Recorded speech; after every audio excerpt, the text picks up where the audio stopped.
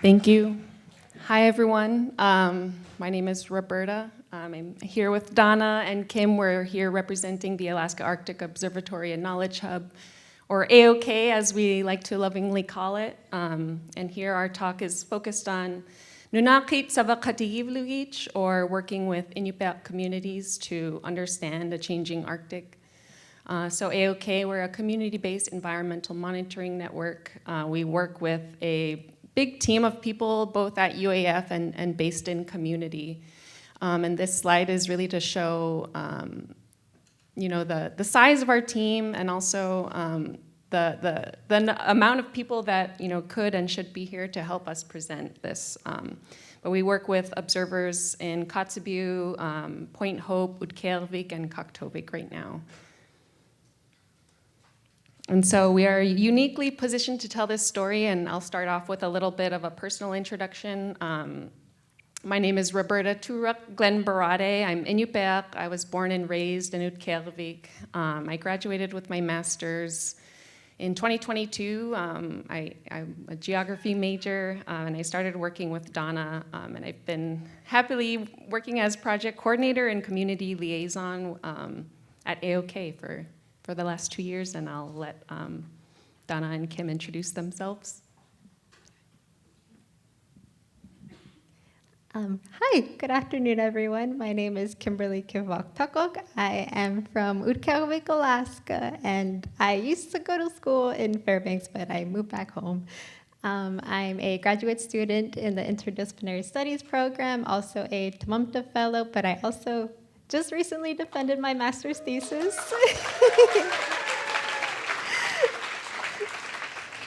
And then after I defended, a week later, I started as a secondary Iñupiaq language teacher at Barrow High School. So now I'm a teacher.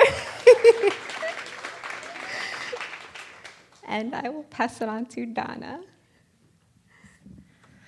Thanks. Well, I'm Donna Hauser. I'm a research associate professor at the University of Alaska Fairbanks, and really fortunate to live and work and raise my family in Fairbanks on the homelands of the Lower Tanana Dene people. My training is as a marine ecologist, actually in marine mammals, so a lot of my research early on was about marine mammal movements and behavior, distribution, and how that was affected by changing environmental conditions. But then I was able to come back to Alaska, so I grew up in Anchorage on the homelands of the Dena'ina people, and a lot of my passion for Alaska's people and places and wildlife were really rooted in that upbringing. But went away for school, came back to Fairbanks about 10 years ago, and it's really been my great honor to return to Alaska and live and work and do research that has now really broadened beyond just about marine mammal ecology, because marine mammals are an integral part of so many people, indigenous people across coastal Alaska. So marine mammals are food, they're culture, and they're spiritual beings, and so a big part of the way of life. And so increasingly, I'm really fortunate to get to work with coastal communities and knowledge holders. So today we're going to tell a story about the power of indigenous observations for describing changes that are occurring across the Alaska Arctic and the coastal environment, but also what it means for people and animals. So first I'm going to start. I'll introduce the AAOKH project, a community-based observing program that's been supported that has supported nearly 20 years of Iñupiaq observations. And then Roberta will come back on, and she'll talk a little bit about shifting winds and conditions in certain parts of Alaska, and then Kim will wrap everything up by a story about that centers this joy of whaling and community in Utqiagvik. So let me introduce you to the Alaska Arctic Observatory and Knowledge Hub, or AAOKH for short. It's a big project, but the key component is focused on this network of indigenous observers from coastal communities across the Chukchi and Beaufort Sea coasts. These observers lead traditional Iñupiaq ways of life based on the land and sea. And as part of AAOKH, observers are documenting regular observations of ocean conditions, ice conditions, river ice conditions, like in this picture, wildlife, wind, fish, wildlife. And so here our Tikigak, or Point Hope observer, Guy Omnick, reflects. He says, global warming's happening. It's affecting different villages in different ways. I collect observations as an important tool for the future. We can look back on these observations in years to come and compare if there are dramatic changes. And we always like to center some of our presentations with this quote from Guy because he summarizes so much of what we're trying to do. And so I will point out that we'll have some other quotes and photos and observations from each of the observers throughout this talk. So we define community-based observing in a few different ways. The coordinated community-based observing efforts at AAOKH are providing an opportunity to document environmental conditions on a local scale. And through our partnerships with Indigenous community members and experts, these observations are rooted in Indigenous worldviews that represent local perspectives, stewardship, and kinship to the land and sea.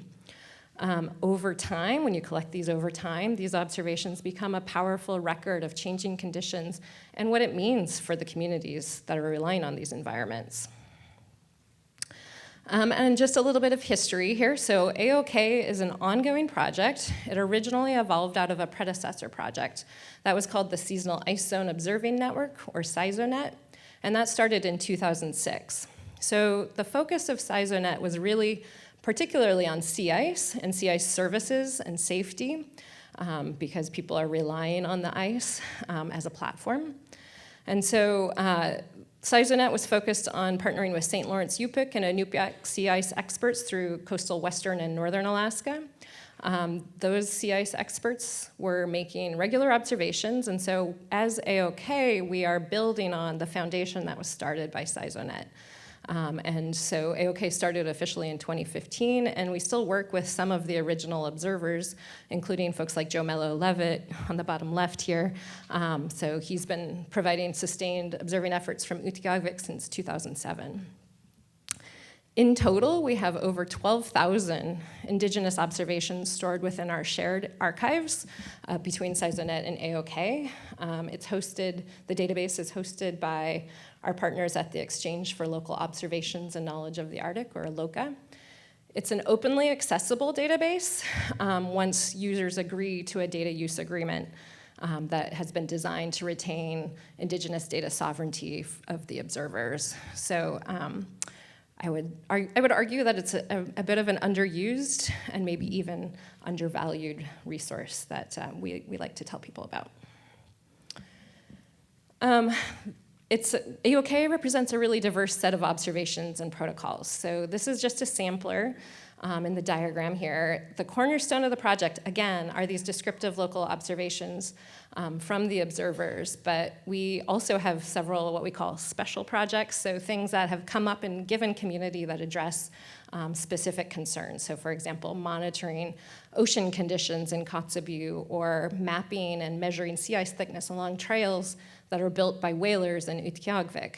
And I'll point out on the bottom left here, we have our map of the current 4 communities spanning across over 1,500 kilometers of Arctic coastal Alaska from Kotzebue to Kaktovik.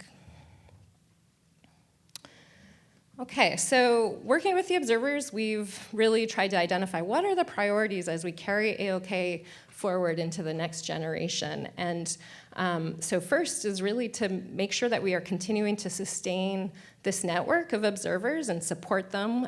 We provide monthly stipends to acknowledge the contributions and time and expertise that's shared with the network. And so we can continue to document these changes, go back to that observation the quote that we had from Guy at the beginning, right? So we can continue to track changes from year to year. We also are trying to create educational opportunities for the next generation of Indigenous scholars and leaders. And so I think Roberta and Kim are some really good examples of that. Because this network is housed at the University of Alaska Fairbanks, it's an Alaska Native serving institution, and so there's lots of creative ways that we are incorporating students, both undergraduate and graduate students.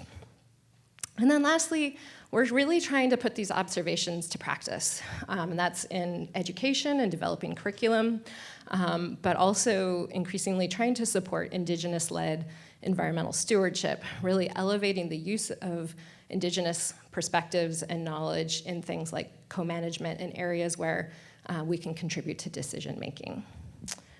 And so I'll pass it off to Roberta next. Thank you. I have some notes here. So as part of my master's thesis that I had mentioned earlier, I put together this story map, this ArcGIS online story map, and there's a QR code. I just learned how to make a QR code, and now I'm putting it on all our slides. But so I put together this story map for my master's, and my research objective for AAOKH was to communicate climate change impacts from the perspective of local observers, Iñupiaq people who live in and with these changes every day. And this story map, it includes observations, photos, audio clips that include conversations, follow-up conversations with each of the observers.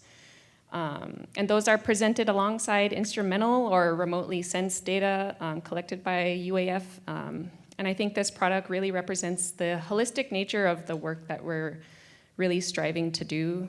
Some of those observing themes that are shown in this story map include changing winds, which I'll talk a little bit about in the next slide, warming temperatures, increasing coastal storms, and sea ice changes, year-to-year sea ice changes. So we've been really lucky to be working with an AUS and ANSEP-funded intern named Lise Payton over the summer and fall this year. And so we took a look at the database, and particularly in Iñupiaq, where we do have the longest record of observations. Donna mentioned it dates back to 2006 or 7. And so we analyzed all of the observations made by Joe Mello-Levitt and Billy Adams in Iñupiaq to understand how the winds are shifting. All observations reporting both wind speed and direction. And we split those observations into these 2 time periods. And that's what these wind roses show. You can see that the dominant wind direction for the 2006, or the dominant wind direction in general, is a north-northeast wind. But there's a slight shift, though, in this second time period. You can see we're seeing an increase in the number of west wind observations, so there's a 7% increase in those west wind observations, and that's really significant because west winds in Iñupiaq mean storms, coastal storms, and I think that if we think about the storm system that just went up the west coast a few weeks ago, I think those west winds will be another observing theme for AAOKH communities this fall. And now I think I'll pass it on to Kim.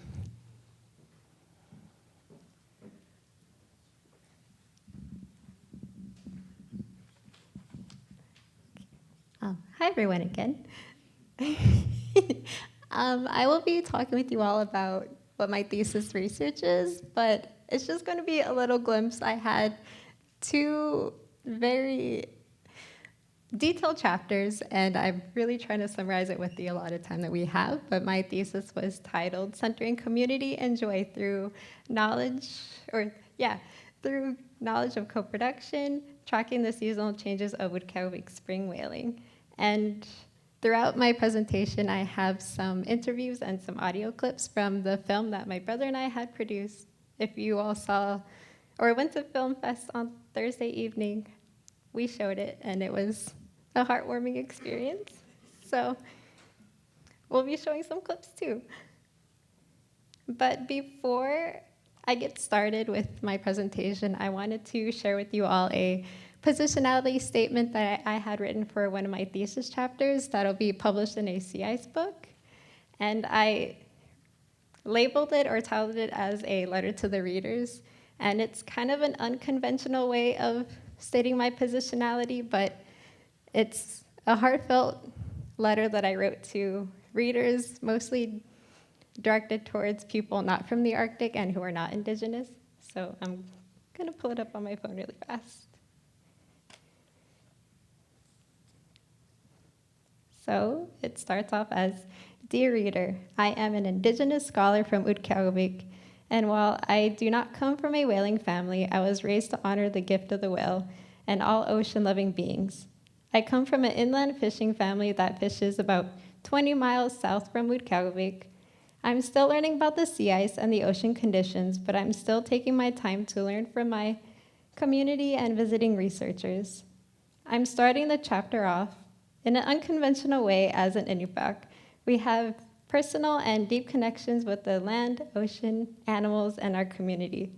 And as a woman in science, we can still connect with the relatives we study, but we sometimes only discuss them in ways that seem separate from us, sometimes just as objects described for publications.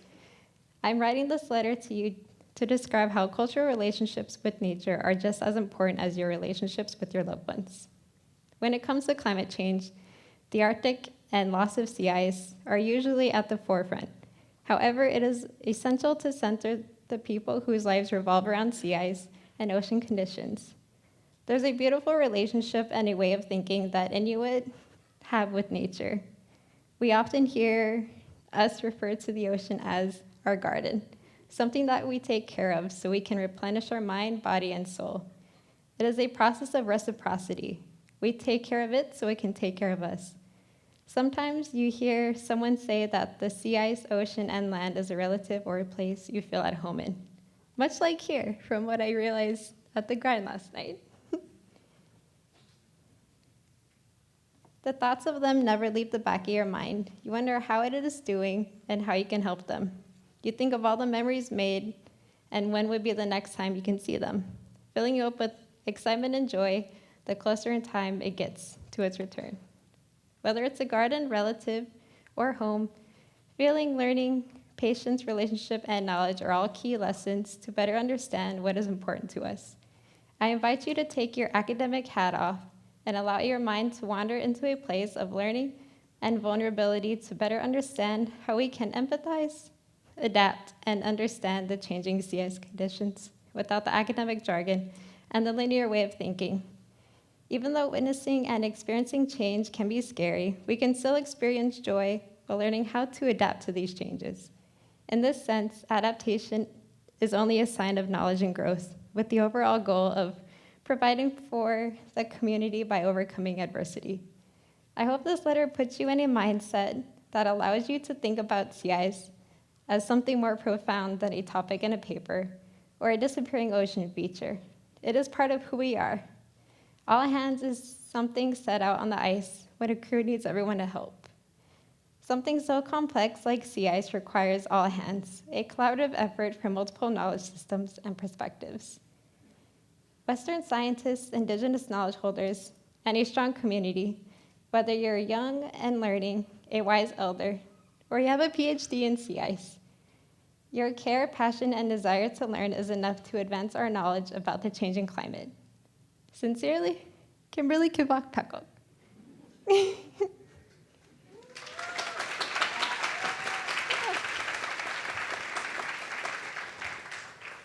Thank you.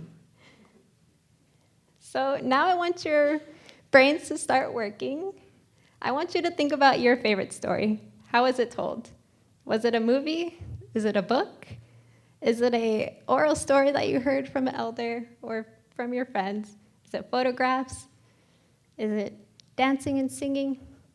Or if you're strange like me, is it graphs?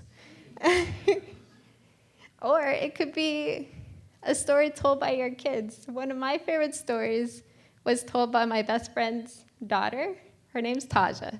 She's 5 years old, and her best friend is my dog, Pixie. And at my old work, Taja would draw photos of Pixie and her together describing their adventures, even though they've only hung out in that building. But I really want you to think how your favorite story is told and why it made an impact to you. In my thesis research, I really wanted to emphasize the importance of storytelling through different ways of telling a story. So here I describe the various ways I've told the story of the seasonal changes of Iñupiaq spring whaling. We pieced together interviews, observations from the AAOKH database, but also stories from community members and just reading observations or hearing stories about sea ice from a long time ago to today.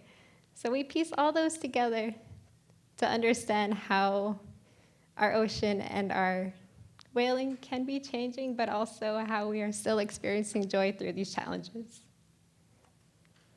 So the goal and objectives of my research were to communicate the seasonal changes of Iñupiaq spring whaling, and then to center local voices and resources. I see that there's 2 ones. I'm gonna play it off as that both of them are equally important.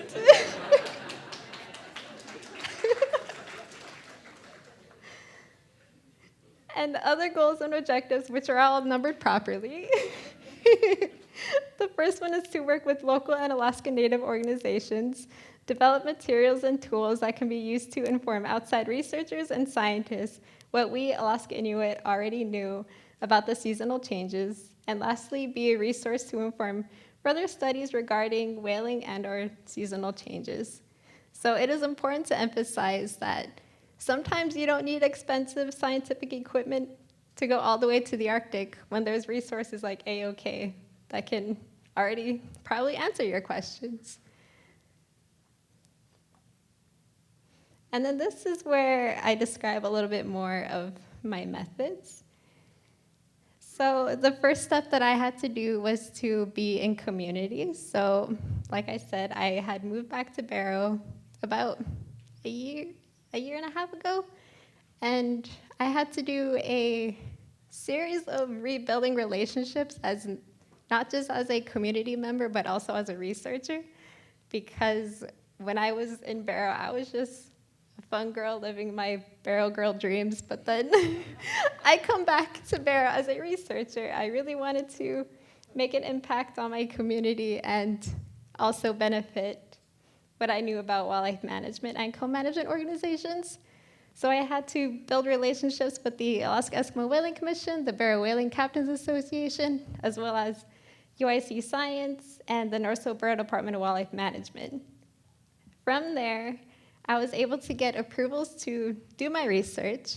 And once I received those approvals, I hired my brother, Lloyd Pikok Jr., who some of you might know, to help me with interviews and photograph and film whaling events.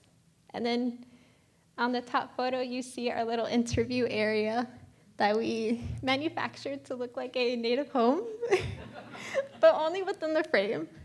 And then on the bottom, we had asked the Barrow Whaling Captains Association for volunteers, but my cousin Alex had volunteered to help my brother and I with my project, and he also took us in to be a part of his whaling crew. Yeah. And to incorporate the observations, I always say we because I feel like it was such a big group effort. So one way to consider the observations in a form of trend lines, we had taken the observations of the first recorded reportings of snowbirds, which are snow buntings, but in Barrow we call them snowbirds. And we placed them according to year on the x-axis and then the dates on the y-axis of the first reported events of seeing snowbirds in town. And then you can see the trend line for the snowbirds, as well as the trend line for the trail breaking. And trail breaking is important because out on the spring sea ice, it's kind of rough some years, but then other years you don't have to really break trail. And the reason to break trail is to make it to the lead edge so you can go get the whales. So that's why breaking trail and snowbirds are important. But snowbirds are super important to our whalers because they are an indicator species for whales passing through town, and that's how you know that whales are coming to town, because when you see a snowbird, that means the whales are approaching. So it's important to document these type of whaling events to understand the trends that our whalers and hunters are seeing. So as I mentioned before, these points came from our on-the-ground hunter and whalers through AAOKH, Billy Adams and Joe Mello-Levitt. And here you see that the trend line, they are all happening earlier. And one thing I really wanted to emphasize is that even though these trends appear to be happening sooner, it's still not stopping our whalers from going out and feeding the community. We always find ways to adapt, and these trend lines are important to note, but it also gives us the motivation to adapt even more to what is happening to the Arctic. And then I will be moving on to sound clips and videos, in case you're tired of hearing my voice.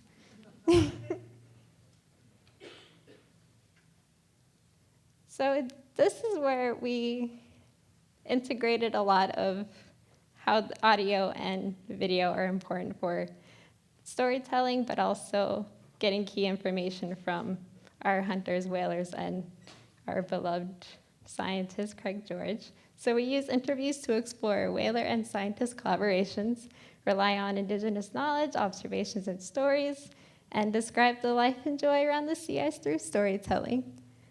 I will start off with Joe Mello-Levitt, who is on the top. Seeing the ice is difficult, but you can do it. It can be done, especially when there's currents and looking at the ice, how it's forming. That's what the observations are so important. If you do it all year long, you know where the water's opened up, looking at your notes and all that all year long, you know. When it opened up ever since first freeze up, that's something that's important. If you watch it all year long, and it comes around whaling time, just like I know, you know, I always feel like I know if it's safe or bad. You know, I can tell where the add-ons are, and it's a good thing for the observations. You know, it helps us. To me, it eases my mind, like just to watch freeze up and the building of the ice all year long.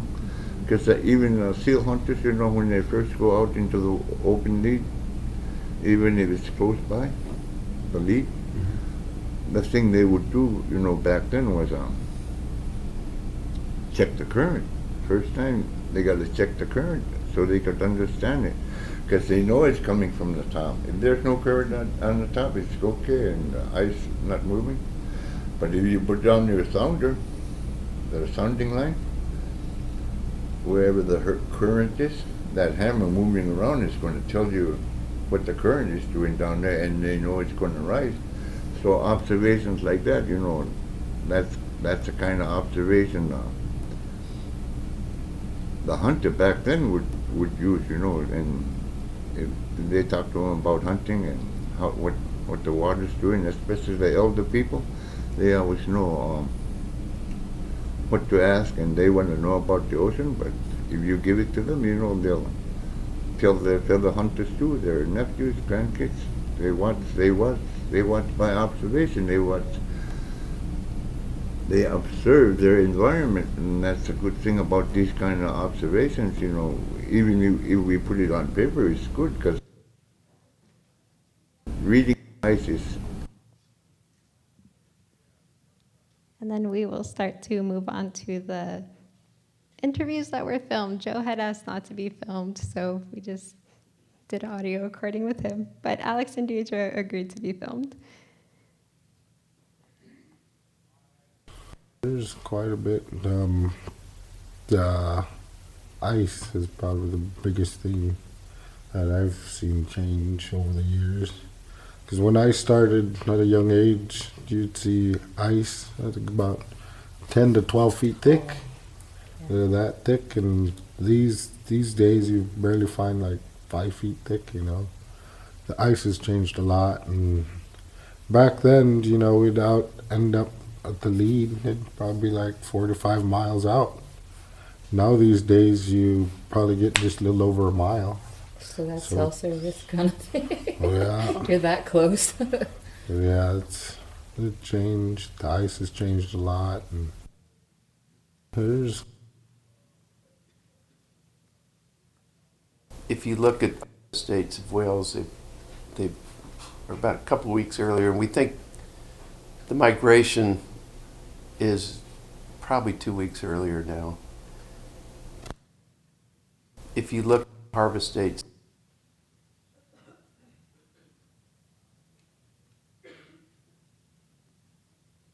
a couple pieces of advice, I guess. Of course, advice to outside researchers: take your time, listen, be respectful, be patient, work together and have fun. I mean, that's what I think we had so much, it was fun. Everybody enjoyed it. There was a good chemistry and that sort of thing. And then one thing I learned is it took me a long time to realize that there's this amazing Iñupiaq sharing system of food, and it's the same with knowledge. If you're given some knowledge about whatever, you're expected to give something back, share what you know. It was like, bingo, okay. So to research, to be prepared to give something back. And then in a general sense, I kind of made the point that biology and science is fairly straightforward. Working with people is hard. Biology is easy, working with people is hard.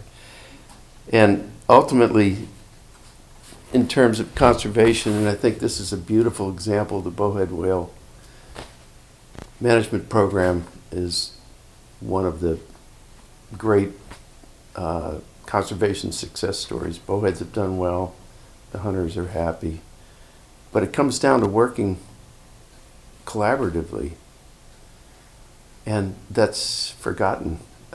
In so many of these clashes, I know they're very complicated situations around the world. This one may have been more solvable in some ways, but gee, got to work together. Mm-hmm. And that's often missed,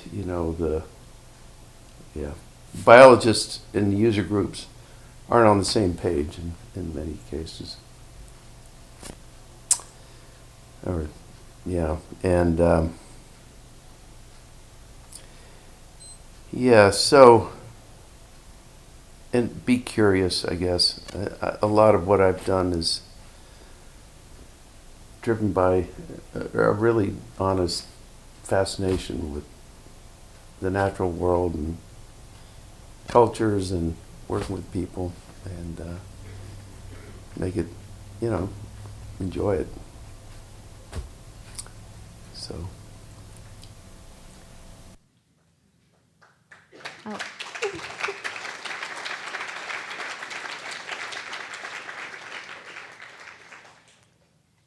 I think I have one more video after this, but Craig's message is one of my favorite messages to always think about, because even when I come back to home, it's really hard to remember to work collaboratively with one another and making sure everything is done in a respectful manner. So I really appreciate Craig's words in this video. And then this is the clip where I got the inspiration for my movie title, but also describing what happiness and joy looks like for my people. Mine's cutting and cooking. That's my favorite. Annie taught me a lot, cutting and cooking wise, serving, and I've been able to teach a lot of people too. Like they come to me, Deidre, is this right? Like, yep, you're right.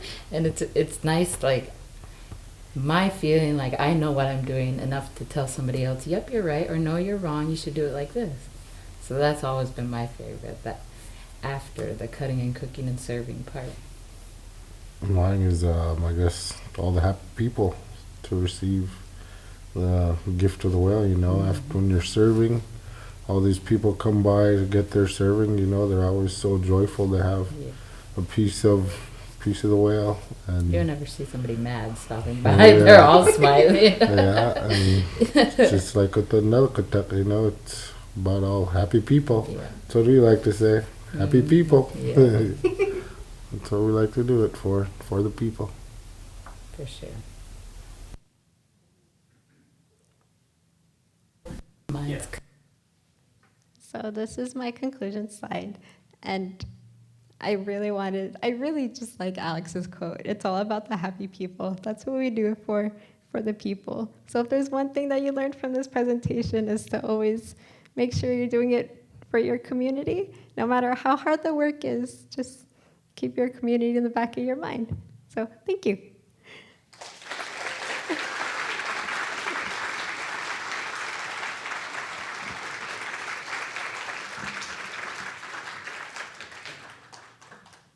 Thank you, Kim.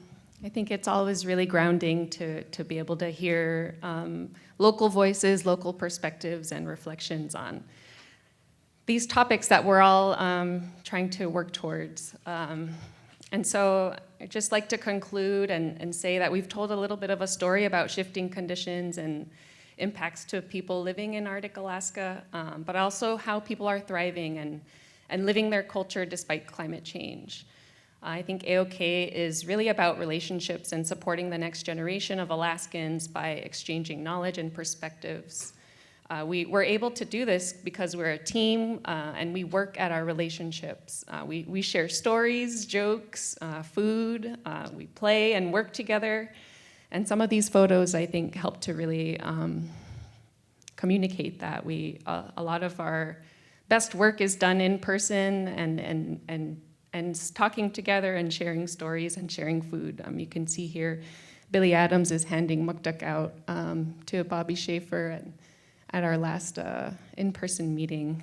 And so we just really want to bring this sense of community, this body of knowledge, and this idea of collaborative relationships with different knowledge systems to understand our changing Arctic. Hang on, I gotta scroll down these notes. Yeah, we want to bring these ideas and perspectives to spaces like this, to these kinds of conferences where researchers can get an idea of how we work together to achieve our collective goals. And with that, we have a little bit of contact information. If you want to learn more, this QR code goes to our website, arcticaokh.org. We also have a Facebook page, and I would really encourage everyone to look us up on Facebook. We share observations there. There's some cool and interesting conversations that could sometimes happen in the comments sections. But yeah, we also have this recent paper, was that last year, that was published that includes each of the observers as co-authors, and it's the same title, Nunaaqqit Savaqatigivlugich. And with that, Teku Iñupiaq, thank you so much for having us, and I think maybe questions, yeah?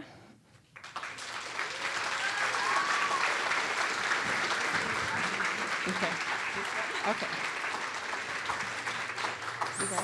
So we will be taking questions for the wonderful AAOKH ladies. Another round of applause for them.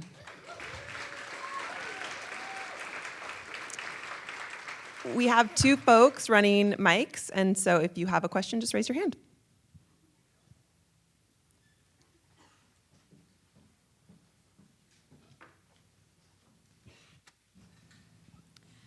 So you mentioned that snowbirds travel with the whales. Would you mind elaborating on their relationship and why they travel with the whales? Oh, that's a good question. I don't think I can answer that without having a hunter up here. That's like local knowledge, you know. If you live on the Arctic coast in Alaska, there are some indicators that people just know inherently about, okay, the seasons are changing, things are happening, and the snowbird arrival is one of those things where it's like, dang, the snowbirds are here, we better go look out, see if there's whales out there. There's some other kind of indicators in the clouds or whale snow or other things like that, but those maybe are examples of local and indigenous knowledge that help us to forecast or understand what's going on in the environment.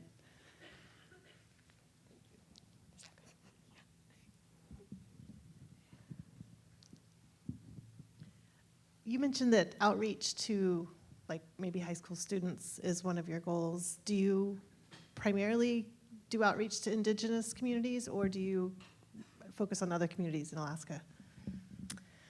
So we have really been focused on the AAOKH communities recently, and then also, so some of the outreach is really primarily to the communities, working with tribes, and sometimes with the school district, and now with a school teacher in one of the schools. I think we have some new work actually funded through AAOKH to really develop curriculum and training modules for using the database for tribes and for community members, so that then, you know, if you're a tribal administrator, for example, and you want to ask, you know, generate some information around what are the trends on X, Y, or Z, like coastal erosion in your community, well, you could go to the AAOKH database and pull up some information that is local and based on indigenous, like rooted in indigenous knowledge, and incorporate that into your own grants to get climate adaptation funding, for example.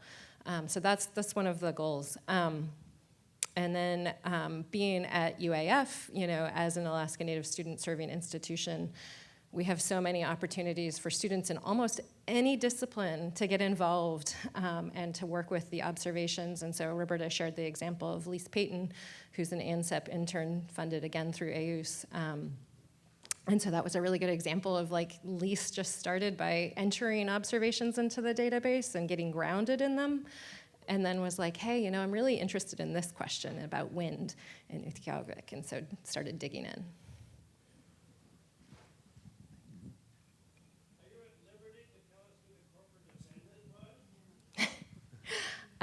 No. But I can say that was maritime crimes that happened on the North Slope of Alaska in about 2014, and that was a large funding source that came from the Department of Justice from the state of Alaska, and was actually distributed in a few different pots around the state. And so one pot was to fund AAOKH, and that funding has now largely dried up. And so, you know, there's always the concern with a long-term community-based monitoring program to how do you sustain that into the future. And so that's where a lot of our energy is going right now, is what's the next generation of AAOKH and how do we sustain it?